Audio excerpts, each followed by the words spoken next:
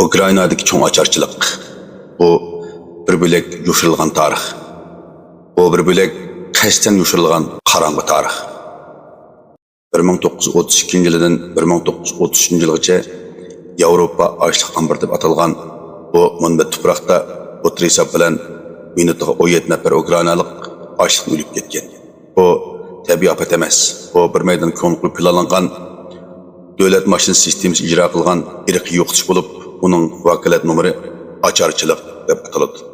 2 oy başlanışdan burun Ukraina Avropaning bo'lgisi deb atalgan bo'lib, bu yerdagi qora tuproq munbatligidan maychi qag'il bo'ladi. Açlık mahsuloti butkul Çar-Rusiya imperiyasini baqqan, hatto Avropaga ham ko'plab eksport qilingan. Halbuki 1929 yılı Sovet İttifaqı rahbari Stalin hammani kollektivlashtirish planı yo'l qo'ygan. U boy dehqonlarni yo'qotmoqchi bo'lgan.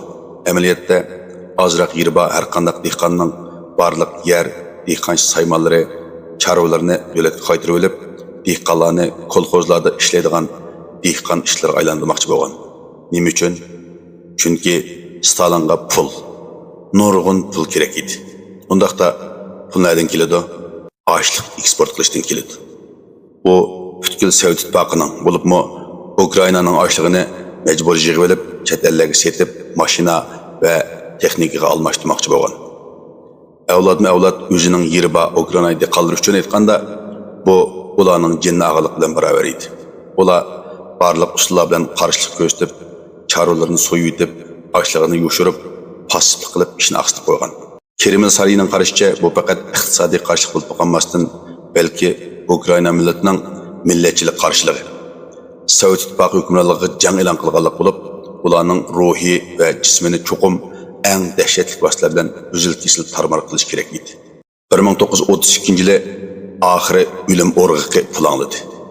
Stalin boj elish atirib avatgan bo'lib, ularning vazifasi Ukraina yezlaridagi har bir tal ochlikni aqtirib yig'ib olish edi. Bu boj emas, bulangchilik edi. Ular öymöy kirib, xuddi targ'anga o'xshash kentlarni bir qurratlab chiqqan. Ular o'shlag'in ochlikni ilib qolmay, dehqonlar kelar yili terish uchun qoldirib ketgan urug'liq ochlikni bo'lib ketgan. Ular pollarni, tamlarni tishib, ajdodlarning qabrisini ichib, yo'shirib qo'yish ehtimol bo'lgan har qanday ochlikni izlagan.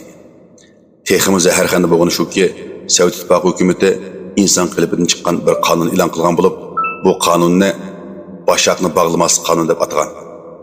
Har qanday kolxozlik dehqonlar davlat kitaba etizlikdan bir nechtal başaqni terib, aşıqni bassılar, xalqning mol-mulkini o'g'irlagan deb qarilib, ya shu joyning o'zida o'lim jazosi berilgan, ya Suriyaga surgun qilingan.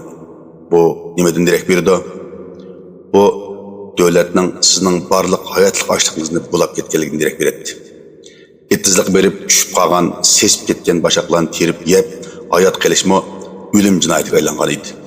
Lekin bu tek kifayet qilmagan. O'lim planining mukammal ijro qilinishiga kafolat qilish uchun Sovet İttifaqı hukumati hayotlikni butunlay uzadigan 3 ishni qildi. Birinchi, ichki jihatni qamal qilish. Ukraina bilan Rossiyaning chegarasi hamda Ukrainaning ichki qismidagi rayonlar orasida chaz tasqilinib, ochlik obrati qattiq cheklangan. Pulingiz bo'lgan taqdirda bir tal ko'rishma seta olmaysiz. Ikkinchi, salohiyatni boshqarish. Ukraina dehqonlariga ichki pasport taqilmagan, yo'l xatim berilmagan. Siz kentdan ayrilanmaysiz, shaharga berib tilamchilik qilolmaysiz. Faqat o'z o'rningizni qapsilib qilib, o'limni kutishingiz kerak. Uchinchi, uchurni qamal qilish. Ocharchilik to'g'risidagi har qanday xabarni qattiq cheklash, sirtqa hamma ishning normal ekanligini jakalash, hatto xalqaro jamiyatning yordamini rad qilish. Ochlikdan o'lib ketishga unsiz qarab turish kerak. Shuning bilan jahannamning darvozasi butunlay echitilgan. Kentda jasadi lata bilan o'ralganlarni erkin uchirib turdi ekansiz. Chunki jasad sandiq allaqachon ishlatilib bo'lgan. Yo'lda manga yiqilib tushganlar endi o'rnidan tura olmaydi ekan. Dastlabki kishilar mushuk, chashqalarni yegan.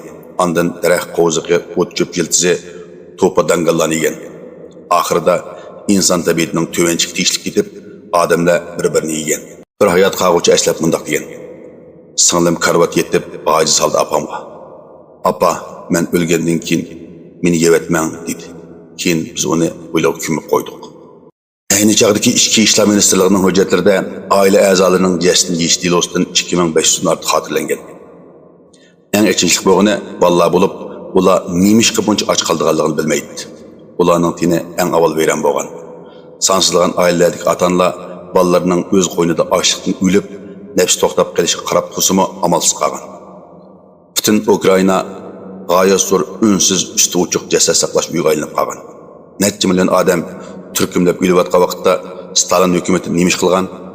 Ular Moskvada ziyofat o'tkazgan. Sanoatlashishning ulug' muvaffaqiyatlarini tabriklagan. Ular aldangan g'arb muxbirlarini, masalan, New York vaqt gazetining muxbiri Dorantini alayda o'rlashtirilgan ulug'lik dehqonlar aramgoyini ekskursiya qildirib, buningga yetarlik ochlikni ko'rsatib, xabar yozdirib, dunyoga Ukrainadagi ocharchilikning yomon g'arazlik ishni ig'vo ekanligini aytqizgan. Doranti shu sababdan Pulitzer mukofotiga erishgan. Uning xabari muvaffaqiyatli holda dunyoni bexutlashtirib, Ukrainaliklarning qutqizinglar degan ovozni uzil-kesil uzib etgan. Necha 10 yildan keyin haqiqiy ahvol oshkorlanganda Pulitzer mukofot komiteti bu mukofotni qaytarib olishni rad qilib, axborot tarixidagi mangulik qardoqqa aylangan.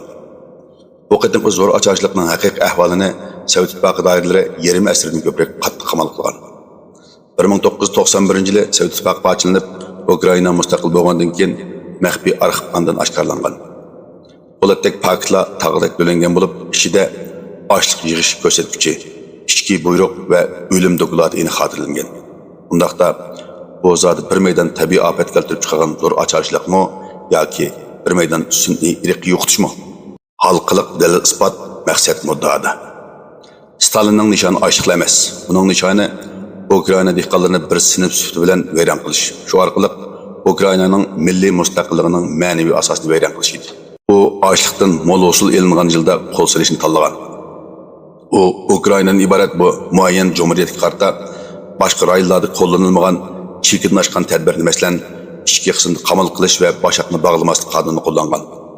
Bugun Kanada, Avstraliya, Amerika, Avam palatasi, Yevropa parlament qatorlarni o'z ichiga olgan necha 10 davlat va xalqaro tashkilot Ukrainadagi zo'r ocharchilikning bir maydon irqiy yo'qotish ekanligini rasmiy e'tirof qildi. 2006 yili Ukraina parlamenti qonun ma'qullab, shu qadimgi voqeani Ukraina xalqiga qartilgan irqiy yo'qotish deb rasmiy xarakterini bekitdi. Biz nima uchun bugun yana bunday ichilish tarixini eslab o'tamiz? Chunki unutish ikkinchi qatimliq qirg'inchilikdir. Ukrainaning ocharchiligini eslatib tutish, Stalin hokimiyatining rejimchiligini eslatib tutish emas, texmi o'yimi bunday bir haqiqatni aniq tunishdan iborat. Bir hokimiyat davlatning irodasini asosiy inson tabiatidan ustun qo'ygan. U ma'lum xiyoliy g'oya uchun bir qism xalqni sistemlik yo'qotgan chaqda dunyoning mahshar kuni yetib keladi.